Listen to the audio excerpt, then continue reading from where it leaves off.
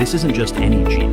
This is a Land Rover, the preferred ride of the British royal family. Some may think it looks plain, but I believe it's one of the most beautiful cars out there. Whenever I hear people say that good cars are only Mercedes or BMW, I can't help but laugh.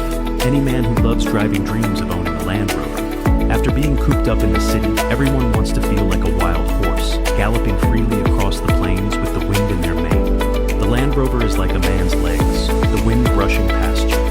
You might not notice it in the city, but once you leave town, especially on winding mountain roads, you truly realize its greatness.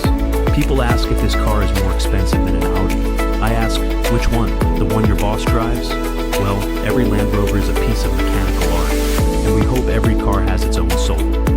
Don't forget to like, share, and subscribe, and hit the bell icon to stay updated with our latest videos.